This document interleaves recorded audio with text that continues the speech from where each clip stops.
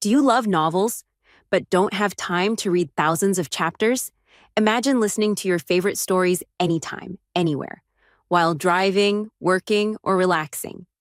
Here, you'll find premium audiobooks from Pocket FM, Audible, Webnovel, Wuxia, and more, all in one place. Every novel is a one-time payment, no subscriptions, no monthly fees, lifetime access. The full novel list and prices are in the description below. Once you choose a novel, just DM me on Telegram, WhatsApp, or Discord. After payment via PayPal, Ko-fi, or Patreon, you get permanent access to the audiobook on Telegram. And if the novel is ongoing, all future updates are included. Check the description, pick your story, and start listening today. Before we start the video, make sure to like, subscribe, and hit the notification button. Enjoy, and let's go. 151, Chapter 151. Ryaji, detoxifying under a tree, heard a meow and, through his blurry vision, saw something crouching before him. Unaware it was Yashiro's delivery cat, he thought it was a wild cat and ignored it. The cat rubbed against him. Ryaji, not minding, petted it. Only when his vision cleared did he see the charm and backpack. He realized it was Yashiro's blood courier. He had petted it for a long time. Amusing himself, Ryaji took the blood collected from lower rank 6 from his pocket. His blood collection tool was the same as Tanjiro's, Yashiro's creation. He placed the tool into the cat's backpack, petted it again, and said, "Do your job well. Get this to Tamayo."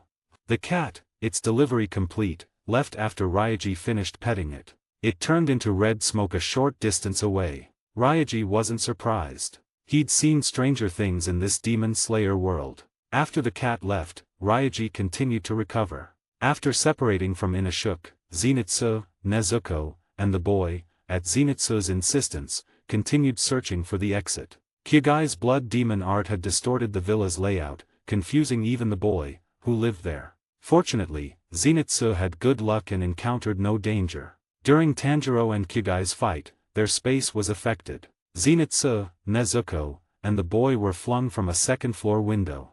Zenitsu was thrown first, landing hard and almost vomiting. Before he recovered, Nezuko landed on his back, knocking him unconscious. The boy landed in a parabolic arc near Nezuko, who caught him.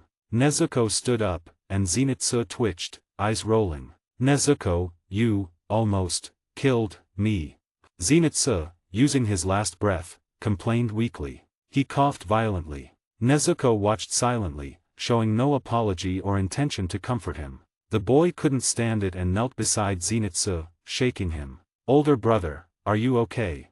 Zenitsu weakly placed a hand on the boy's shoulder. "Don't shake me, let me rest." 152, Chapter 152. Recovering, Zenitsu supported himself and stood. If Nezuko's behind hadn't been so full and firm, his waist would have been broken. Although he'd had close contact with Nezuko's behind, the experience wasn't pleasant. He only felt pain in his back and waist. Looking around, he realized he was outside, and his face lit up. "Great! We're finally out. I would have gotten motion sickness inside."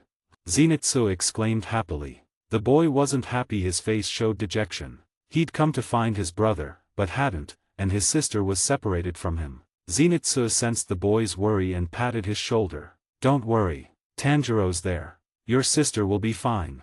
Since we're out, let's meet up with Ryaji." Zenitsu changed the subject. A boar-headed figure was flung from the villa's second-floor window. Inashuk landed cleanly after a few mid-air rotations. "Ha ha ha, I found you again." Inashuk exclaimed excitedly upon seeing Zenitsu and Nezuko. "Beast breathing, boar rush." This time, Zenitsu didn't faint, but he was still scared. He pushed Nezuko away. "Nezuko, run. Find Ryaji." Knowing Inashuk would hurt her, Nezuko ran towards the villa's exit without hesitation. Seeing Zenitsu let the demon escape, Inashuk went after her, but Zenitsu grabbed his leg. "I won't let you pass. When Nezuko finds Ryaji, you'll see how strong he is." Zenitsu smirked. Inashuk hit Zenitsu's back with his sword hilt, nearly making him cough up blood. "Let go. What are you doing? Do you know what you let escape? A man-eating demon." Inashuk yelled angrily. "I won't let go. Nezuko's different. She doesn't eat people." Zenitsu clung to Inashuk. The boy couldn't stand Inashuk's stubbornness. He hugged Inashuk's other leg. Boar-headed older brother. Nezuko isn't a bad person. Please don't hurt her. I'm Inashuk, not boar-headed older brother. Inashuk was furious at the nickname. Though angry, he didn't hit the boy like he did Zenitsu. He pulled the boy off his leg and threw him aside. As Inashuk tried to pull Zenitsu off, Zenitsu bit his leg. 153, Chapter 153. Inashuk hadn't expected Zenitsu to resort to such a low tactic. It was a stark contrast to his behavior in the villa. Inashuk, in pain, pounded Zenitsu's back with his sword hilt, roaring, "Let go! Let go!" Zenitsu, enduring the blows, refused to release his grip. However, Inashuk's powerful physique proved too much. Soon, Zenitsu, exhausted, loosened his grip, collapsing to the ground. At that moment, Tanjiro, having rescued Mina and her brother, witnessed Inashuk's attack. Tanjiro's triumphant expression instantly solidified. "Since you let the demon escape, you'll die in her place." Inashuk, realizing he couldn't catch Nezuko, decided to kill Zenitsu. He raised his sword to stab Zenitsu's heart. "Damn it!" Tanjiro shouted, lunging at Inashuk and landing a powerful punch to his abdomen. A faint crack of breaking bone echoed as Inashuk's ribs fractured under the impact. Inashuk was sent flying, tumbling across the ground before coming to a stop. Inashuk's attempt to kill Zenitsu, and his earlier indiscriminate attacks in the villa, enraged the kind-hearted Tanjiro. This punch held no restraint. Meanwhile, the boy, seeing his rescued sister and brother, joyfully rushed towards them, completely ignoring the situation with Zenitsu. Zenitsu, on the ground, his ears exceptionally sharp, heard Inashuk's ribs break, and cried out in alarm, "Damn it, his bones are broken." He fearfully touched his own stomach. "Aren't you a demon slayer? Don't you know the demon slayer core rules? Members can't kill each other, even with a blood feud. And you're beating him up. Is that fun?"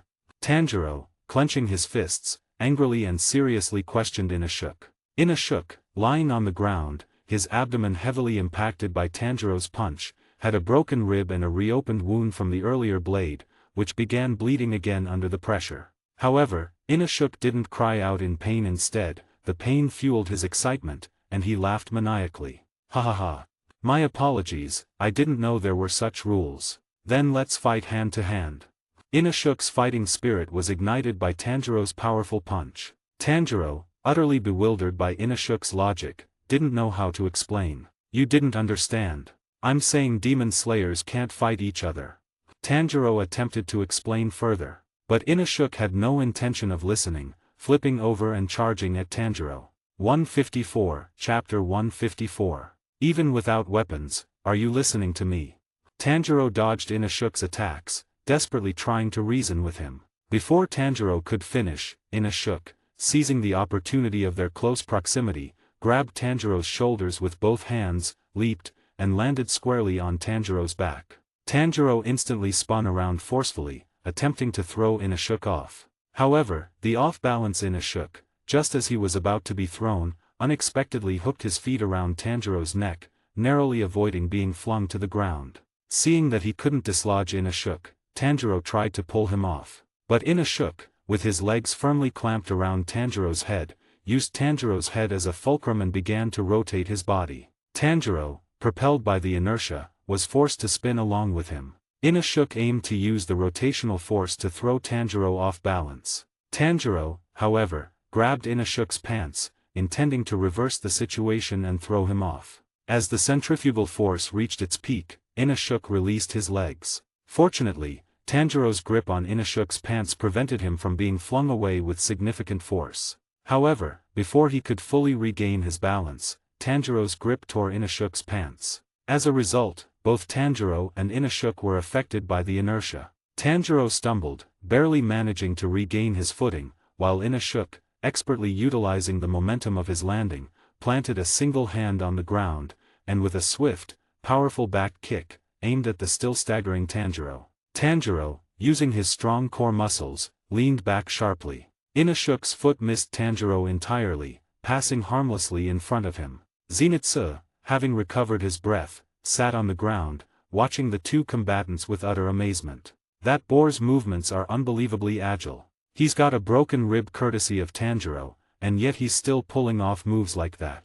Zenitsu was completely awestruck by Inashuk's display of flexibility and fighting prowess. Inashuk's attack having missed, he forcefully bent his supporting arm, using the stored energy to launch his entire body into the air. Mid-air, Inashuk expertly adjusted his posture, landing gracefully and creating a temporary distance between himself and Tanjiro.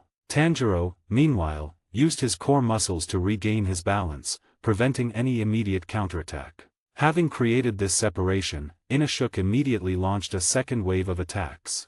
Inashuk charged towards Tanjiro once more. Upon nearing Tanjiro, Inashuk executed a swift roll on the ground, followed by a sliding tackle aimed at sweeping Tanjiro's legs out from under him. Tanjiro reacted instantly, leaping backward to create a small distance. Seeing the tackle miss its mark, Inashuk swiftly planted his left hand on the ground, using it as a fulcrum to launch a side kick aimed at Tanjiro's thigh. Tanjiro was sent sliding backward a short distance. After regaining his balance, Tanjiro countered with a swift kick of his own, aimed squarely at Inashuk. Inashuk, using his knee as a pivot point, and leveraging his exceptional core strength, leaned back dramatically, his upper body becoming almost parallel to the ground. Inashuk's back bend was considerably more extreme than Tanjiro's earlier maneuver, clearly demonstrating Inashuk's superior body flexibility and control. Having deftly avoided Tanjiro's attack, Inashuk once again used his core strength to regain his upright position, leaving him and Tanjiro facing each other directly. 155, Chapter 155. Meanwhile, Nezuko, having escaped with Zenitsu's help, quickly reached the outside of the villa. Since Ryaji was already outside, Nezuko easily found him by his scent. Ryaji immediately noticed Nezuko running from the villa. Seeing only Nezuko emerge, he found it quite strange. Ryaji got up and approached her. Upon reaching him, Nezuko immediately grabbed his hand and pulled him towards the villa. Ryaji didn't ask any questions, deciding to first see what was happening inside with Nezuko. Even if he had asked, Nezuko wouldn't have been able to answer. Since becoming a demon, Nezuko hadn't spoken a word. Ryaji wasn't sure why most of the demons he'd encountered could speak. Nezuko quickly led Ryaji to where Zenitsu was. Before they got close, Ryaji saw Tanjiro fighting Inashuk. Seeing the two fighting, Ryaji showed no inclination to intervene. Nezuko, upon seeing her brother fighting Inashuk, instinctively wanted to help, but Ryaji quickly grabbed her, saying, "Nezuko, boys' fights are not for girls to interfere in." Nezuko seemed to understand and immediately calmed down. Zenitsu quickly spotted Ryaji and Nezuko arriving together. Instantly, Zenitsu, like a wronged child, ran towards Ryaji. "Ryaji-senpai, you're finally here. Quickly, go help Tanjiro teach that boy a lesson. He beat me up terribly." Zenitsu immediately hugged Ryaji's leg, launching into a torrent of complaints. Ryaji noticed the lingering blood on Zenitsu's lips, understanding that Inashuk hadn't held back. However, Ryaji still showed no intention of intervening. This was a matter between Tanjiro and Inashuk, a bond Ryaji absolutely couldn't interfere with. "Tanjiro is more than capable. If I intervene, it becomes 2 against 1, which would damage my reputation," Ryaji offered as a reason for refusing Zenitsu's request for help. Hearing this, Zenitsu didn't press further, releasing Ryaji and pathetically throwing himself towards Nezuko, complaining with a whimper, "Nezuko, I was beaten up so badly protecting you. Are you moved by my heroic actions?" Nezuko, sensing Zenitsu's need for comfort, began to gently stroke his head. Zenitsu felt himself floating, transforming into a cat-like creature, rubbing against Nezuko's hand. "So comfortable, Nezuko's hands are so smooth." Zenitsu thought to himself contentedly. Ryaji naturally didn't stop Zenitsu from getting close to Nezuko.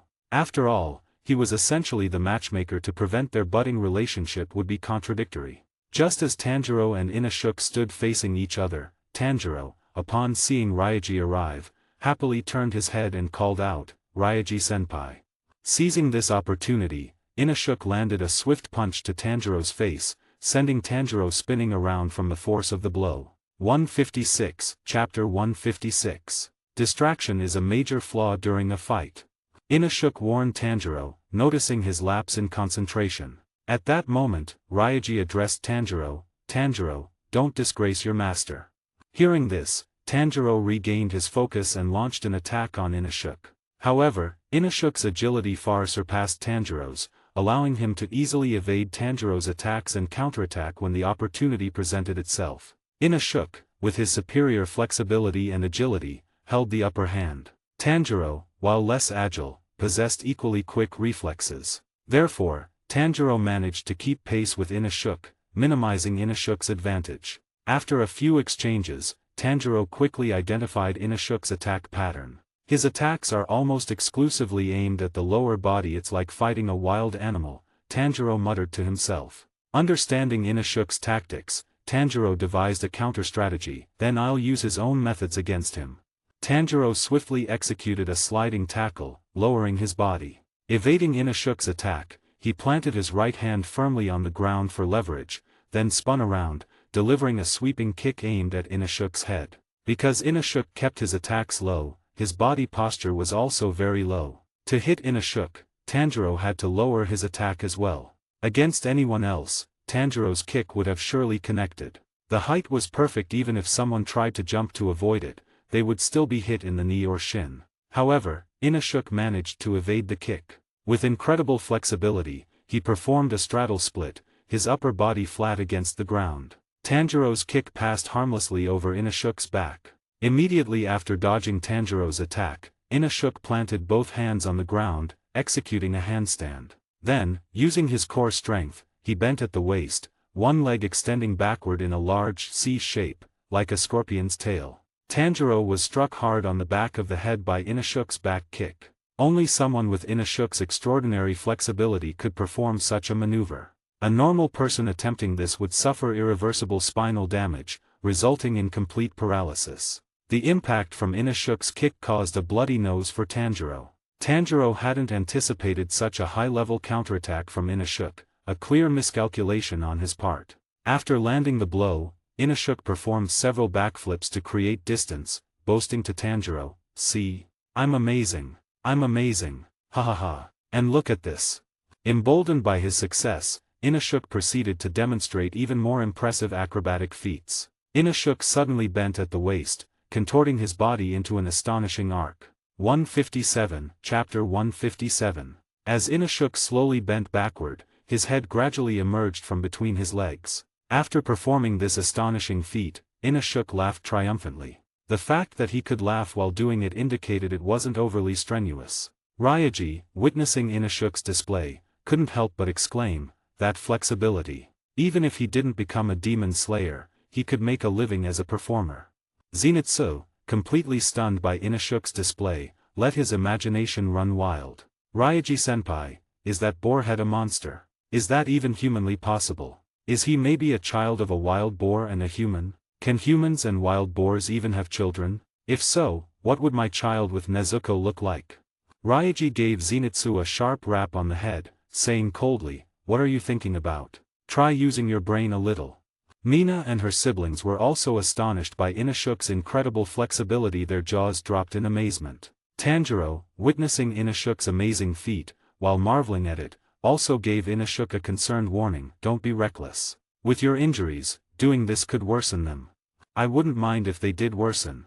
Inashuk flipped back up, charging towards Tanjiro again. "Nothing compares to the joy of defeating you right now." Inashuk renewed his flurry of punches and kicks. "But you should think about the future."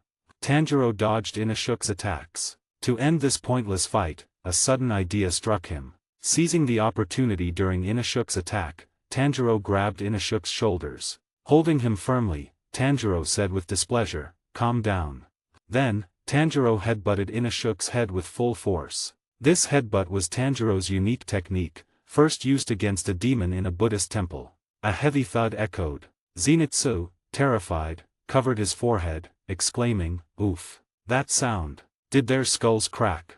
Ryaji hadn't expected Tanjiro to use such a reckless method to end the fight. If Tanjiro's head hadn't been hard enough, this would have been incredibly stupid, potentially resulting in significant self-harm alongside injuring the opponent. If his own skull wasn't hard enough, he might have ended up killing himself. Inashuk, after the headbutt, lowered his head, staggering back several steps. Perhaps due to lowering his head, Inashuk's boar mask fell off. Seeing Inashuk's true face, Tanjiro's expression shifted to surprised astonishment. Ryaji, upon seeing Inashuk's true face, showed a faint smile. Zenitsu, upon seeing Inashuk's appearance, stammered in shock, "WHWHWH what? That face, it's a WWW woman."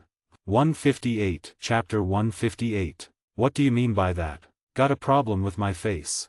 Inashuk removed his hand from his forehead, coldly questioning Zenitsu. Inashuk's forehead was bleeding profusely from Tanjiro's headbutt, the blood trickling down his face, creating a gruesome sight. Zenitsu replied with disdain, "It's disgusting. A muscular body with a woman's face. Then why were you staring at my face?" Inashuk, noticing the disdain in Zenitsu's tone but the unwavering gaze on his face, became displeased. "I wasn't." Zenitsu immediately denied, quickly averting his gaze. Zenitsu's surprise was understandable. Even Ryaji had to admit Inashuk's face was beautiful. His skin was fair and smooth, and with his long hair, there wasn't a single masculine feature. Looking only at his face, ignoring his muscular physique and rough voice, Inashuk's appearance was undeniably attractive to men. Zenitsu, who had a fondness for girls, naturally focused on Inashuk's face. "I don't have any problems with your face. It's small, fair, and smooth. I think it's pretty." Tanjiro unexpectedly complimented Inashuk's appearance. "Believe it or not, I'll kill you." "Enough nonsense. Bring it on. This time, I'll defeat you." Inashuk, clearly displeased by Tanjiro's compliment, still insisted on a duel. "I won't fight again," Tanjiro replied. "Try another headbutt. My head is definitely harder than yours." Inashuk challenged. "No, do it again, quickly. Please calm down. You're injured." "Hey, forehead, since we're at it, I'll tell you my name. Remember it. My name is Inashuk Hashibira." "And how do you write your name?" "Write it." Inashuk was stumped. "I can't write. My name is written on my loincloth." Inashuk's voice trailed off. He seemed to petrify, standing motionless. "What's wrong with him?" Zenitsu wondered. "Hey, what's wrong? Are you okay?" Tanjiro asked Inashuk. Inashuk ignored him, rolling his eyes back and collapsing backward, foaming at the mouth. Zenitsu shrieked upon seeing Inashuk foaming at the mouth on the ground. "He's down. Is he dead?" Ryaji approached Inashuk and briefly checked his condition. Feeling Inashuk's steady pulse, he told everyone, "He's fine. His breathing is stable. He probably got a concussion from my headbutt. I used my full strength," Tanjiro speculated, quite confident in the hardness of his own head. 159 Chapter 159. Mina approached Tanjiro and said with concern, "Big brother, is your head all right?" "My head's fine." Tanjiro replied without any sign of distress. Mina exclaimed in amazement, "Big brother is amazing. Can I touch your head?"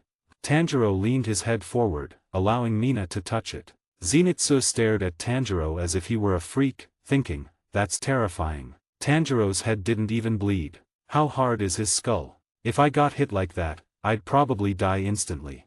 Imagining a future where he married Nezuko and suffered domestic headbutting violence from Tanjiro, Zenitsu shivered and touched his own forehead. After Inashuk fainted, the atmosphere relaxed. Tanjiro turned to Ryaji and asked, "Ryaji-senpai, are you alright? Did you defeat that lower rank 6?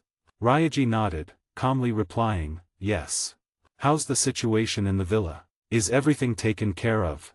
Ryaji asked Tanjiro in return. Tanjiro nodded. "Everything's handled. There was a demon named Kyugai. His blood demon art was incredible. It could twist space. He was a lower rank 6 of the 12 Kazuki, but for some reason, he was stripped of his rank. But I used my wits to defeat him." Tanjiro briefly explained his experience in the villa to Ryaji. Ryaji listened attentively, nodded, patted Tanjiro on the shoulder, and said, "You did great. No matter the situation, maintain a calm mind and unwavering confidence." Ryaji understood Tanjiro's strength and talent were not far below his own. Ryaji's advantage lay in his unique demonification ability. Without demonification, in his normal state, Ryaji was only slightly stronger than Tanjiro. In time, Tanjiro would inevitably reach Ryaji's level. Tanjiro then treated Inashuk's external wounds and laid him down to rest on a relatively flat area. While Tanjiro tended to the unconscious Inashuk, Ryaji approached Mina and her siblings, asking their eldest brother, "What are your plans now? Besides your parents, do you have other relatives?" The eldest brother shook his head. "No, but we'll live strong. I'll raise my siblings." I plan to move to a village near the foot of the mountain and start anew. I just hope we won't encounter those monsters that broke into our home tonight again. Ryaji nodded, saying nothing. Perhaps continuing to live in that villa would bring back painful memories. Moving and starting fresh would be the best choice. That way, their deceased parents could rest in peace. 160, Chapter 160. However, Ryaji couldn't guarantee the siblings wouldn't encounter more demons in the future. He couldn't completely eradicate them. Even if he could, it would likely have unforeseen consequences on the world, whether good or bad, he couldn't predict. As the saying goes, a single thread can unravel the whole tapestry, and there's truth to that. Ryaji, Tanjiro, Zenitsu, Nezuko, and the three siblings returned to the villa to gather their belongings. The unconscious Inashuk remained outside. The belongings included items belonging to their parents, valuables they could pawn, money, and their clothes. Tanjiro's expression was unusually heavy throughout the process, seemingly triggering painful memories. Leaving home with Nezuko, who had become a demon,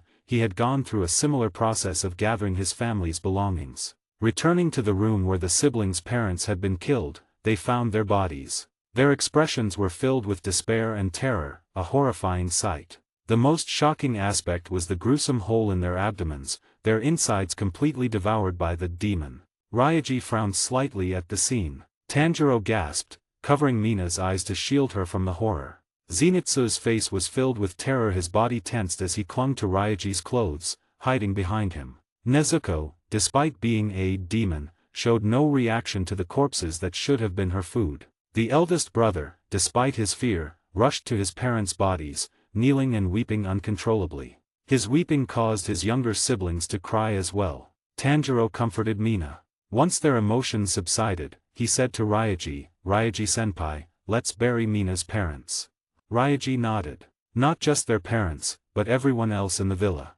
Besides the siblings' parents, all the servants had perished. Only the three siblings survived this demon-inflicted tragedy, a fortunate stroke of luck. Ryaji and Tanjiro worked together, as did Zenitsu and Nezuko, moving the bodies outside. This took about an hour. Tanjiro chose a suitable burial site and began digging with a shovel from the villa's backyard. With only 2 shovels, Tanjiro and Zenitsu dug the graves. Zenitsu complained of exhaustion after a short time. Ryaji, knowing Zenitsu was trying to slack off, took over and continued digging with Tanjiro. If they relied on Zenitsu alone, the task would have taken until dawn. 161, Chapter 161. Zenitsu, having just sat down to rest beside Inashuk, hadn't even gotten comfortable when Inashuk suddenly awoke. He jumped up, looked at Zenitsu, and yelled, "Duel! I challenge you to a duel."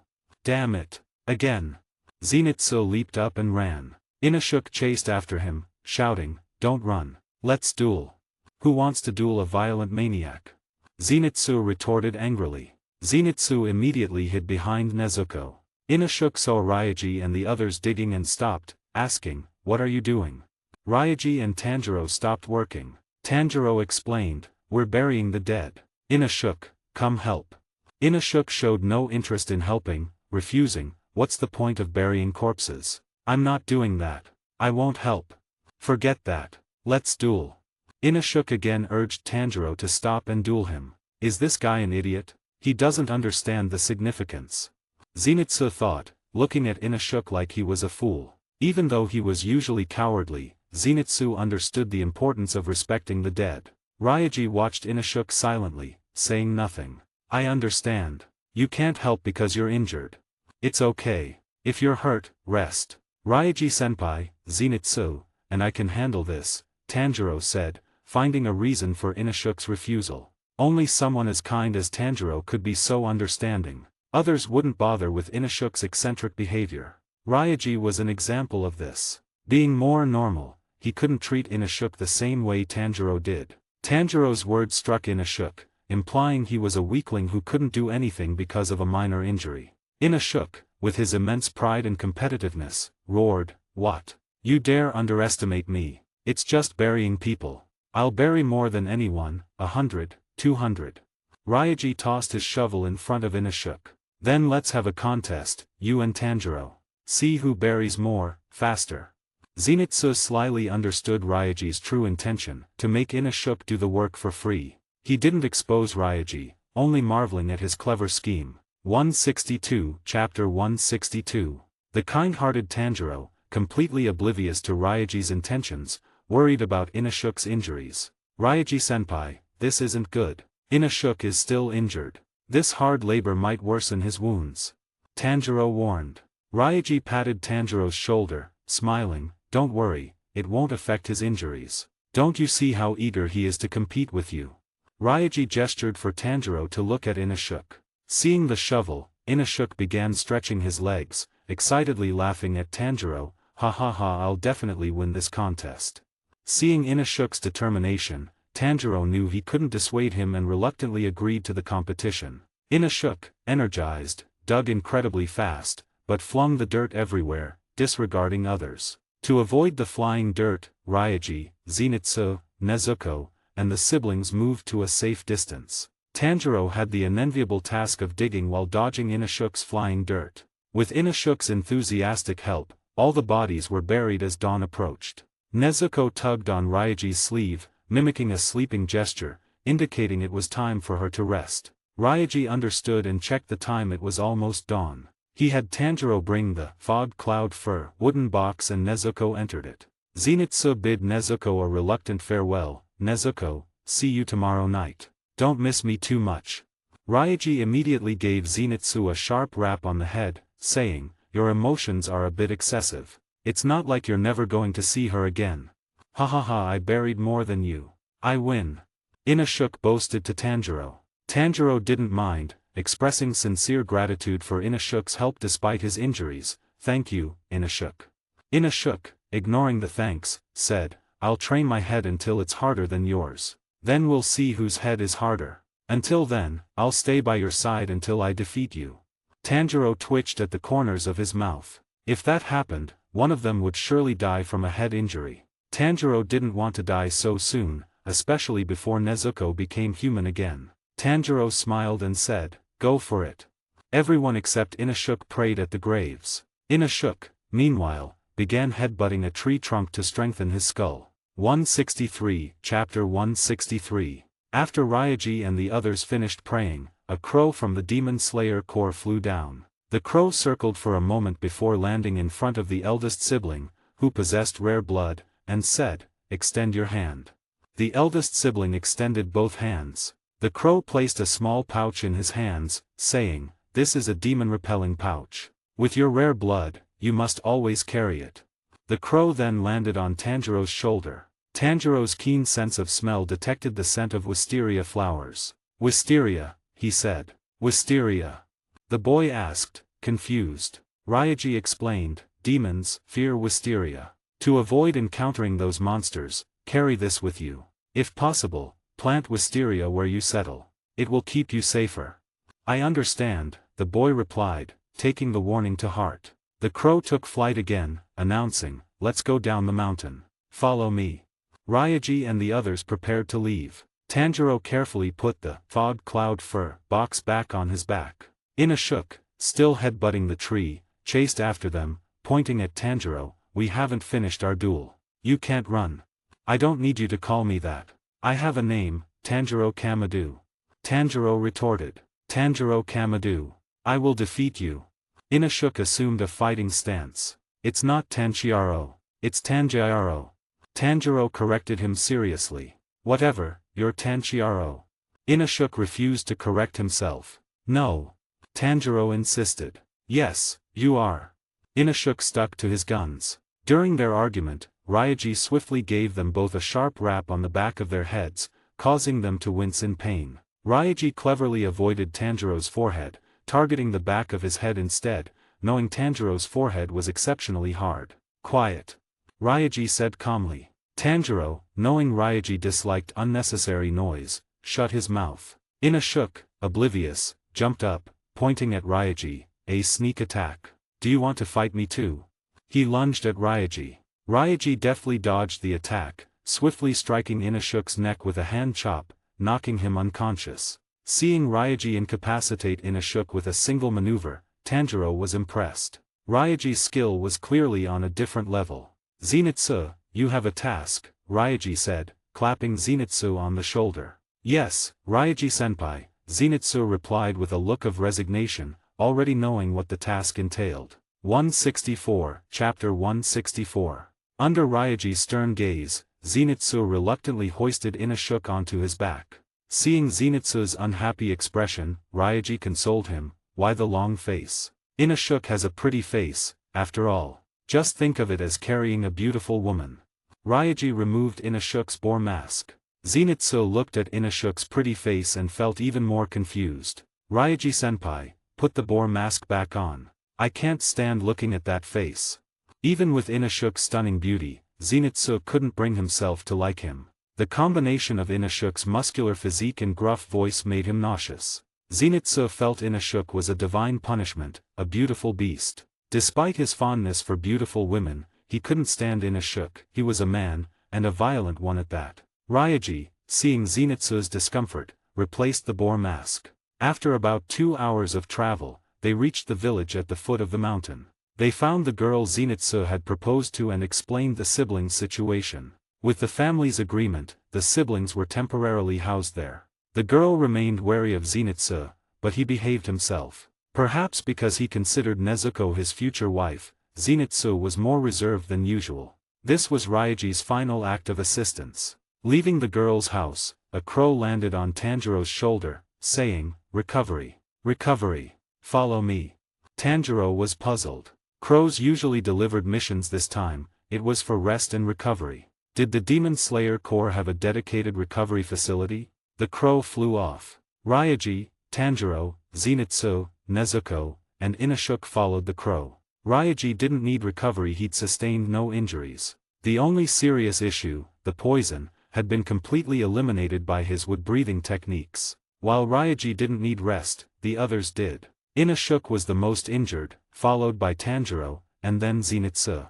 Zenitsu's injuries were mostly from Inashuk's beatings. Tanjiro's were from the battle against the psychic demon in Asakusa, Tokyo. Tamayo had treated them, but only a few days had passed since then, meaning his injuries weren't fully healed. Fighting with unhealed injuries had worsened Tanjiro's condition, making recovery necessary. 165, Chapter 165. Following the crow's guidance, Ryaji and the others soon left the Nannandong area. Around noon, Zenitsu, carrying Inashuk, was panting heavily and complained to Ryaji, "Ryaji-senpai, change. This dead pig is too damn heavy."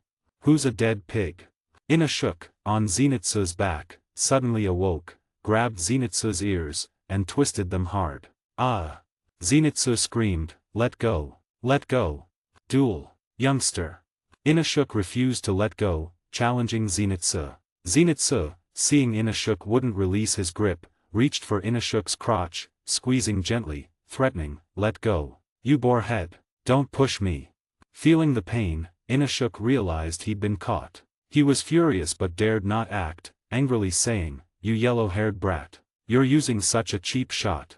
Ryaji, who was walking ahead, stopped, turned, and approached them. He extended both hands, his left hand gripping Inashuk's neck and his right hand on Zenitsu's arm. With a precise application of pressure, Inashuk felt his body go numb, his grip on Zenitsu's ears involuntarily loosening. Zenitsu experienced similar numbness, but only in his arm. His grip relaxed, and Inashuk's nether regions were spared. Ryaji pulled Inashuk off Zenitsu's back. Completely numb, Inashuk was helpless, like a puppy, held by the scruff of his neck by Ryaji. Tanjiro marveled at Ryaji's effortless resolution of the situation.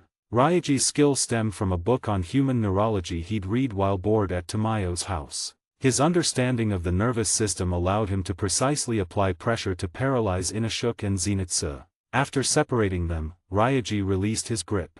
Inashuk immediately lunged at him. Ryaji anticipated this. Before Inashuk could reach him, Ryaji's sword, still in its sheath, was pressed against Inashuk's heart. "Quiet. This isn't the time for sparring. If you're not calm, next time, the sword won't be sheathed," Ryaji warned coldly. Inashuk froze. He knew that if Ryaji hadn't held back, he would be dead. Seeing the tense atmosphere, Tanjiro stepped forward, moving Ryaji's sword away, and said with a smile, "Ryaji-senpai, Inashuk didn't know you liked quiet. You didn't have to be so serious."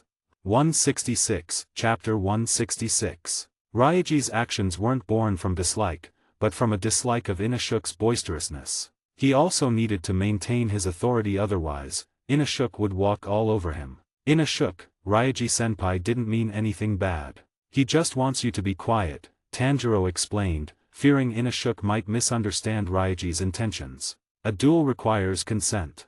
Zenitsu carried you, and you twisted his ears the moment you woke up. You won't make friends like that.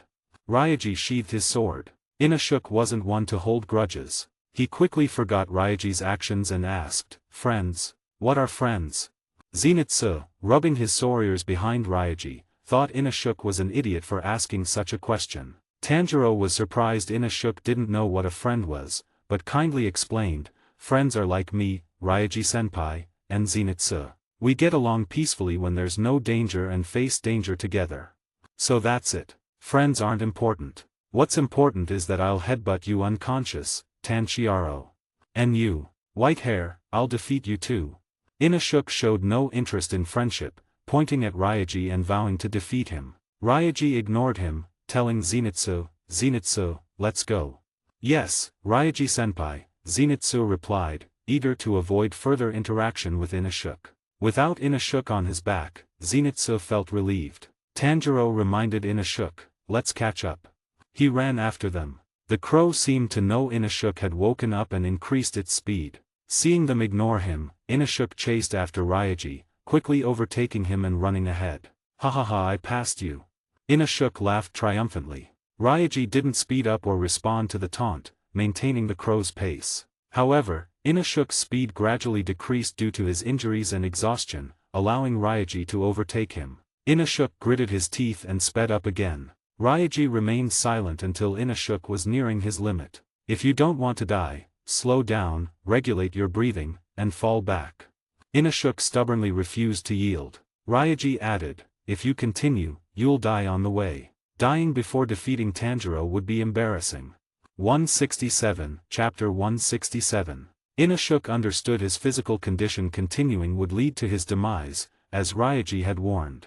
Heeding Ryaji's words, Inashuk slowed down, regulating his breathing. However, he stubbornly insisted, "If I weren't injured, I wouldn't have lost. Next time, when I'm healed, I'll be faster." He fell to the back of the group. Ryaji, considering Inashuk's health, deliberately slowed his pace. They traveled until nightfall, reaching a town and stopping before a house with a wisteria crest on the gate. Seeing it, Tanjiro murmured, "This family uses wisteria as their crest. Rest, rest, rest here until your injuries heal." The crow on Tanjiro's shoulder announced, "We can rest until we're fully healed." "That's wonderful." Tanjiro had expected only a day or two of rest, not until their injuries were fully healed. This meant at least 2 weeks in this house with the wisteria crest, a welcome prospect for Tanjiro, who was constantly on missions. The gate opened, and an elderly woman appeared, greeting them, "Good evening, everyone. We apologize for disturbing you so late," Tanjiro replied politely. Ryaji simply smiled faintly. Zenitsu nervously edged closer to Ryaji, his imagination running wild at the sight of an elderly woman in a secluded house at night. "What are you doing? You look weak." Inashuk approached the woman, poking her bun. "Stop it, Inashuk. Don't be disrespectful to your elders." Tanjiro scolded. The woman ignored Inashuk's rudeness. "Demon slayers, please, come in." They entered the courtyard, where numerous wisteria trees were planted. The scent of wisteria filled the air, easily detectable even without Tanjiro's keen nose. The abundance of wisteria suggested the family knew about demon slayers and demons. The crow's guidance implied a deep connection between this family and the demon slayer core. The woman led them to a large bathhouse with clothes for 4 people. "Take a relaxing hot bath," she offered. 168, Chapter 168. "After you're finished, my granddaughter, Yumi, will be waiting outside," the old woman said before leaving. Inashuk was the first to quickly remove his pants, retaining only his loincloth, before jumping into the bath. Despite his speed, Ryaji saw the name written on his loincloth, Inashuk Hashibaira. Had he worn a loincloth his entire life? And was it even clean? If not, it probably smelled awful. The others undressed and washed themselves. Ryaji didn't intend to bathe, so after washing, he left the bathhouse, changed into the provided clothes, and resheathed his Nichiren blade and Demon Slayer blade. Ryaji-senpai, aren't you staying a little longer? It's a rare opportunity for a hot bath. Tanjiro asked, seeing Ryaji already dressed. Ryaji didn't have a habit of bathing, so he replied, you guys enjoy it. I'll go get some fresh air. Zenitsu was already leaning against the side of the bath, enjoying the warmth, a hot towel on his head. Tanjiro didn't press Ryaji and relaxed in the bath. Ryaji exited the bathhouse to find a young woman in a kimono waiting. Seeing him, she asked politely, are you finished bathing? Ryaji shook his head. I came out for some air. The others are still enjoying themselves. She giggled, teasing him, you're quite humorous. Ryaji smiled faintly and asked, you're the old woman's granddaughter, Yumi, right? She nodded. Grandma told me to wait for you to finish bathing and then take you to the inner house for dinner. Yumi-san, I'm Ryaji. It's a pleasure to meet you. Ryaji offered his hand. Yumi hesitated, then, seeing his handsome face, shook his hand. Ryaji released her hand without lingering. Yumi seemed reluctant to let go. This made her shy and embarrassed, but Ryaji didn't mind, simply smiling and changing the subject. Yumi, your family uses wisteria as a crest. Is there a special connection with the Demon Slayer Corps? Yumi nodded and explained. It started after my great-great-grandfather's death. When he was young, his family encountered a demon. The Demon Slayer Corps saved them. To show their gratitude, they agreed to provide long-term assistance to the Corps. This became a family tradition. The wisteria in our courtyard were planted then. Since wisteria repels demons, it became our family crest.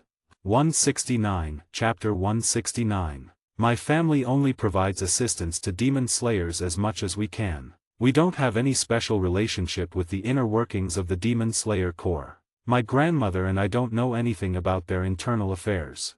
After hearing Yumi's explanation, Ryaji understood this family's use of the wisteria crest. It was similar to how civilians aided the Red Army during wartime. This family had a similar relationship with the Demon Slayer Corps. The Demon Slayer Corps had fought demons for many years, surely saving countless families. Many families likely provided aid to demon slayers, not just Yumi's. Have you ever encountered a demon, Yumi?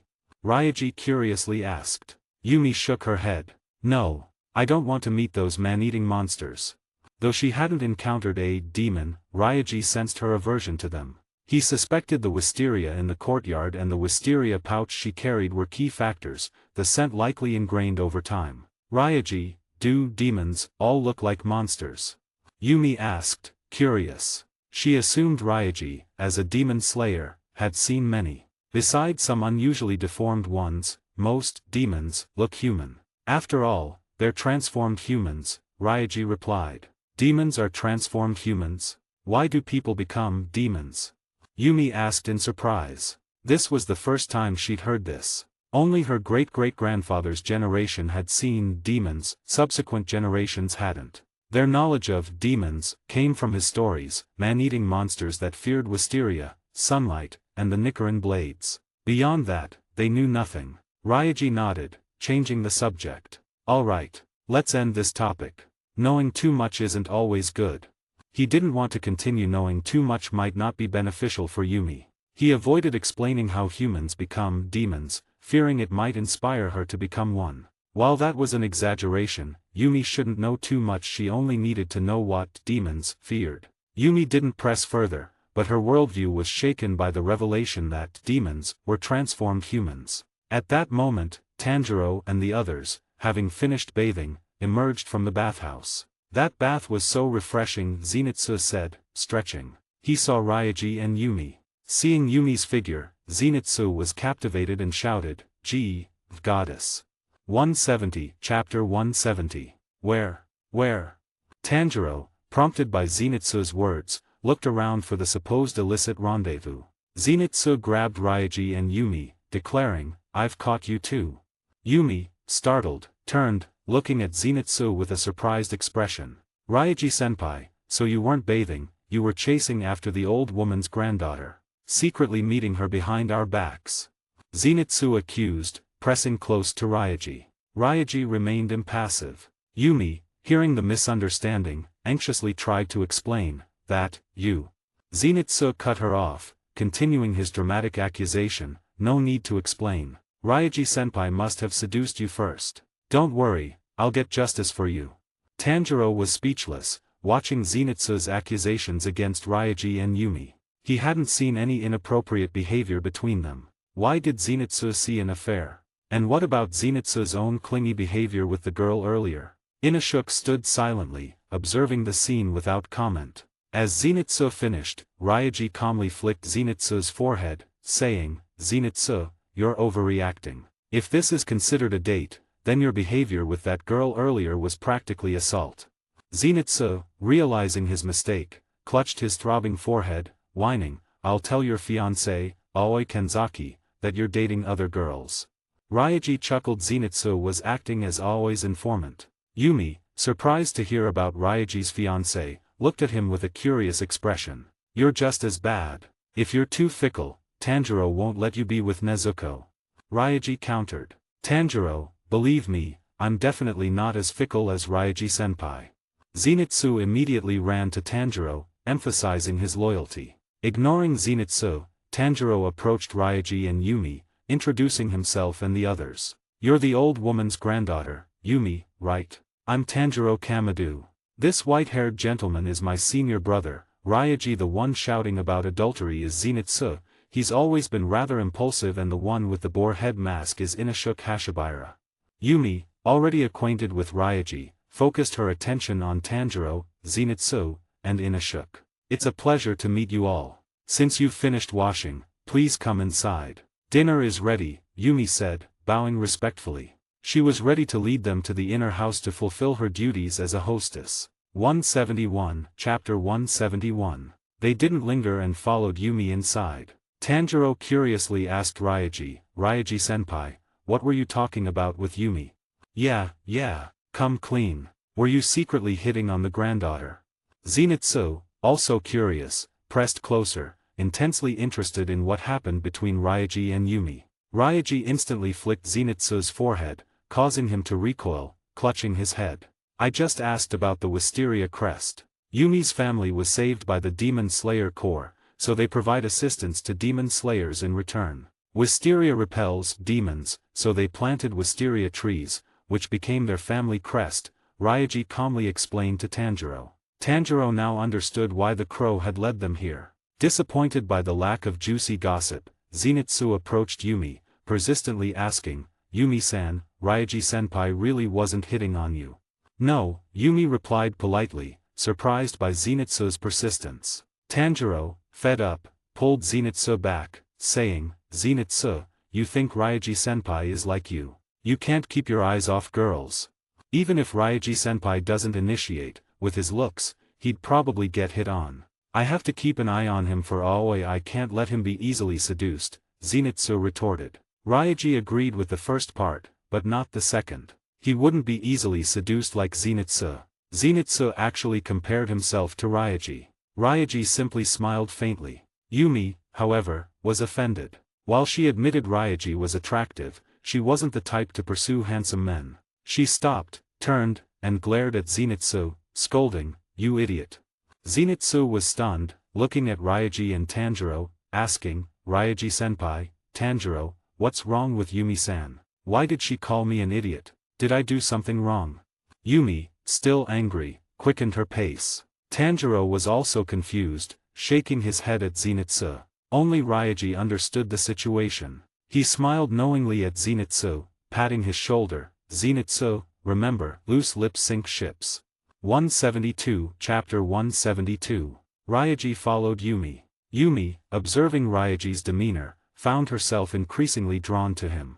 However, knowing he had a fiancé and was a demon slayer, she realized he couldn't always be with her. Therefore, she chose to gradually forget him rather than pursue a hopeless affection.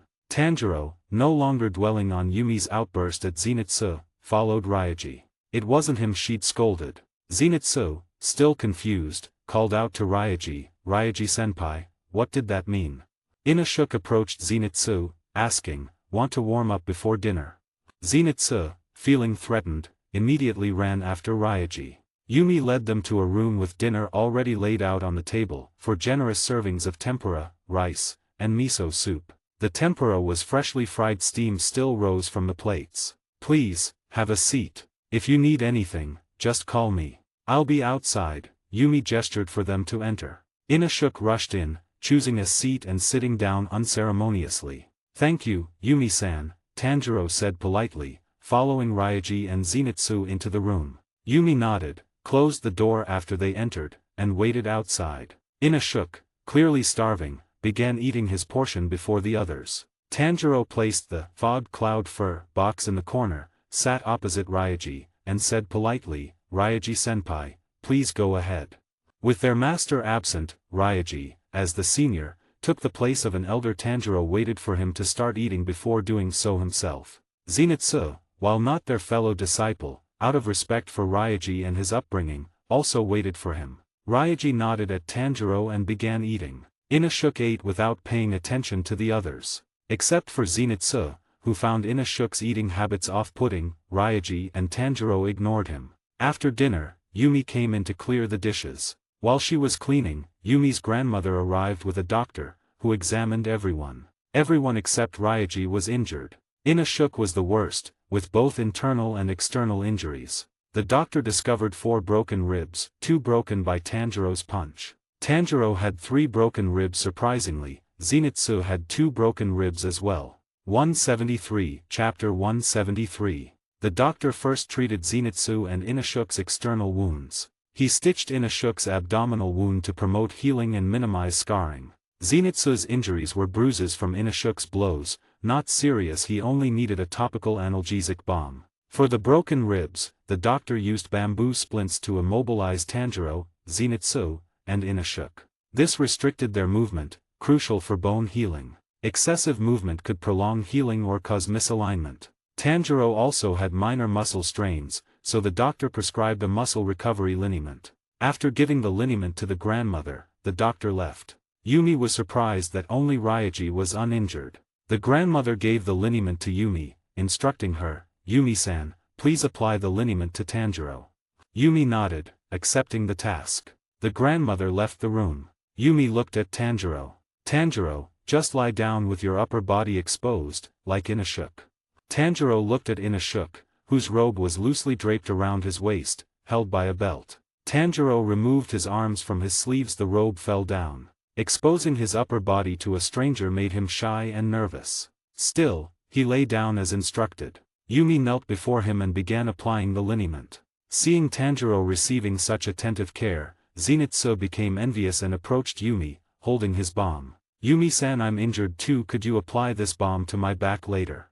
Ryaji covered his face, laughing silently. He knew Zenitsu's intentions, to have physical contact with Yumi. Yumi glared at Zenitsu and coldly refused, "No, I won't help you." Her words struck Zenitsu like a thunderbolt, leaving him devastated and despondent. "Yumi-san, you can't discriminate. I'm injured too." Zenitsu insisted, still trying to get her to help him. 174, Chapter 174. Yumi stuck her tongue out at Zenitsu and made a face, clearly intending to annoy him. She knew his intentions, to take advantage of the situation. If he hadn't spoken so inappropriately earlier, she wouldn't be treating him this way. Ryaji approached Zenitsu, clapping him heavily on the shoulder, teasing, "Zenitsu, that's practically harassment, isn't it? Nezuko hasn't changed you at all. Still as fickle as ever." "Ryaji-senpai, don't slander me. I just wanted Yumi-san to apply the medicine. I'm injured. 2 broken ribs. The doctor said I shouldn't make large movements, so Yumi-san has to help." Zenitsu tried to justify himself. Ryaji knew Zenitsu's intentions weren't so pure. "Don't you see she's unwilling? Since I'm in a good mood, I'll apply it for you," Ryaji offered, intending to use Zenitsu as a test subject to see if his technique worked on a third party. Otherwise, why would he bother? Zenitsu, realizing this ruined his plan, awkwardly refused. "Ryaji-senpai, how can I trouble you with this? Let Yumi-san do it. This isn't something a master like you should do." Yumi retorted coldly, "Leicheer. Enough. I know what you're up to. If you cooperate, I might get Nezuko to give you a massage."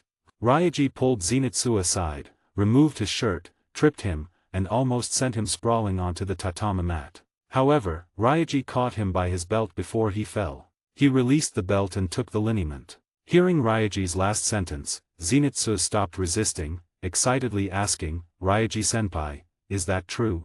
Will Nezuko really give me a massage? I can try to arrange it, Ryaji replied. He opened the liniment, applied it to Zenitsu's bruised back, and used wood breathing, focusing the wood-based energy into his palms. He pressed his hands against Zenitsu's back. The moment his hands touched, Zenitsu's expression changed, sighing contentedly, ah oh so comfortable. 175, Chapter 175. The wood-based energy from Ryaji's palms permeated Zenitsu's injured back, repairing damaged cells. The energy also opened his pores, accelerating the absorption of the balm. It's tingling so comfortable.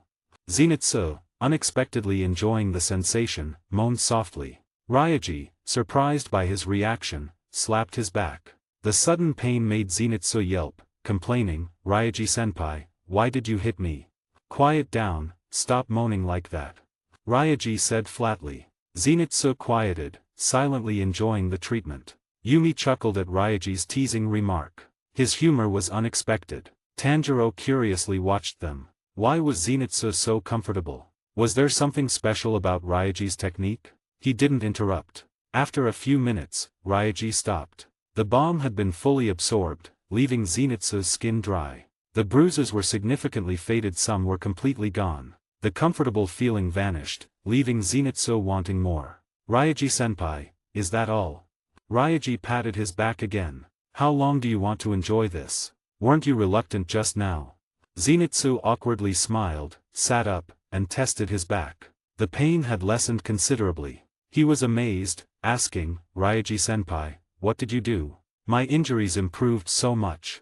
An ancestral technique, Ryaji replied, avoiding a detailed explanation of wood breathing. Tanjiro noticed the significant reduction in Zenitsu's bruising. Though he couldn't feel the improvement directly, the fading bruises indicated significant healing. A snoring sound arose. They saw Inashuk fast asleep on the floor. The journey and his injuries had exhausted him more than usual. After treating Zenitsu, Ryaji didn't treat Tanjiro, respecting Yumi's ministrations. Soon, Yumi finished. She recapped the liniment and said, I'll get bedding, pillows, and sleeping mats. She left the room. 176, Chapter 176. Yumi brought bedding, sleeping mats, and pillows into the room and skillfully prepared sleeping arrangements for everyone. Ryaji, watching her efficient movements, thought she was the ideal wife and mother type. Whoever married her would be well taken care of. Finishing, she said, please rest. I won't disturb you. She left the room. Zenitsu sighed, Yumi-san is so capable. I wonder if Nezuko will be like that too. He looked at Tanjiro and the fog cloud fur box containing Nezuko. Tanjiro confidently replied, Nezuko will be very capable too. Just not with a fickle guy like you. Tanjiro.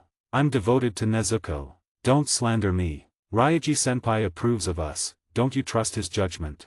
I'll be the man Nezuko can rely on. Zenitsu argued with Tanjiro. While they argued, Ryaji covered Inashuk with his bedding, letting him sleep where he was. Ignoring them, Ryaji went to bed. The next day, Ryaji woke early. Yumi knocked, saying, I'm coming in. She entered. Ryaji greeted her, good morning, Yumi-san. Good morning, Ryaji-kun. She replied, looking around at the sleeping figures. Ryaji-kun, are they still asleep? Ryaji nodded. They probably haven't slept this well before, and their injuries make them sleep soundly. Should I wake them? Breakfast is ready. You can eat after you wash up, Yumi asked, unsure whether to wake them. Wake them. Sleeping too much isn't good, Ryaji said. Tanjiro, Zenitsu, and Inashuk awoke, feeling weak and listless. After some time, they recovered, washed up, and returned to the room. Yumi had already tidied up the bedding and prepared breakfast, rolled omelets, seaweed rice balls, and hot tea. These omelets and rice balls are made by my grandmother. I hope you enjoy them, Yumi said. Thank you so much for your care. Tanjiro expressed his gratitude. 177, Chapter 177. It's my pleasure. Please enjoy your meal.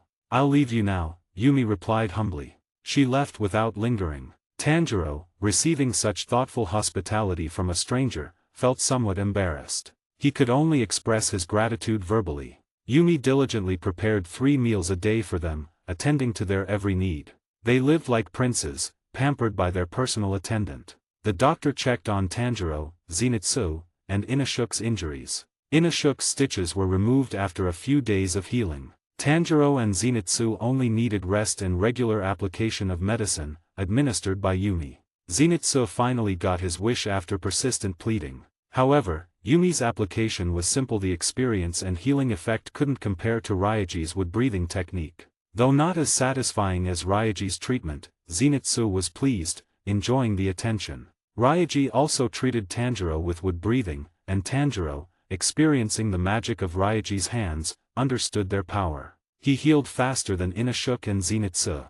Zenitsu, content with Yumi's ministrations, didn't seek Ryaji's treatment. He preferred a woman's touch over a man's. Ryaji didn't force him, aware of Zenitsu's plan to prolong his injury and enjoy Yumi's attention. Inashuk's most serious injuries were his 4 broken ribs. Ryaji offered wood-breathing treatment, which Inashuk initially refused until Ryaji mentioned it would hasten their duel. 10 days later, Tanjiro and Inashuk had significantly improved.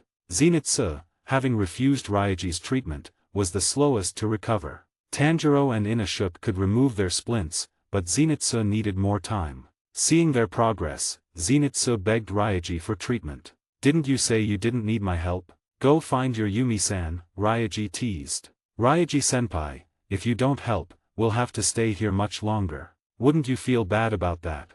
Zenitsu negotiated. 178 Chapter 178 Ryaji hadn't expected Zenitsu to use this as leverage, replying, "What's there to be embarrassed about? Unlike you, I didn't spend 10 days waiting to be fed and pampered by Yumi-san. You're practically waiting for her to feed you."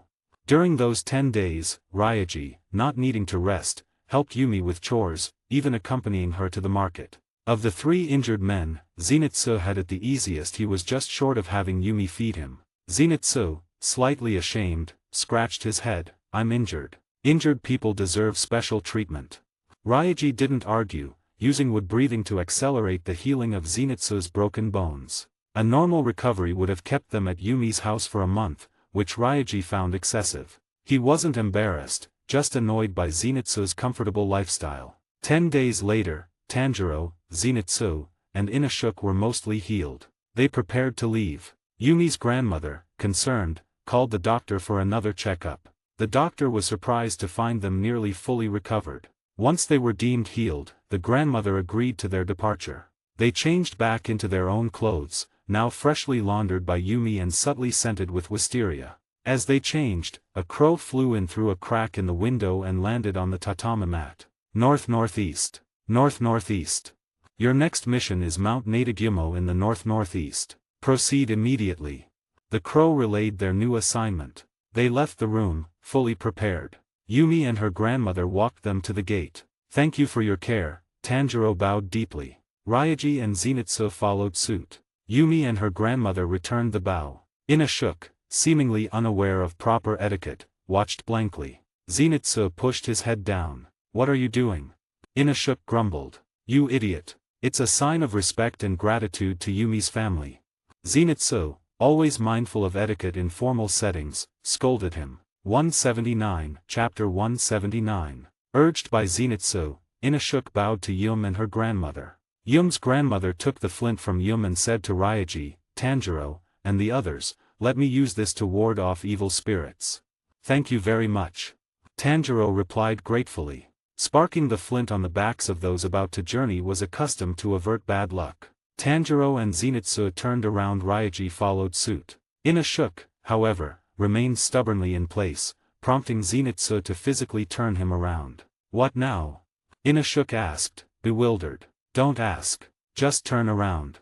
Zenitsu retorted, unwilling to explain to Inashuk, believing any explanation would be futile given Inashuk's limited comprehension.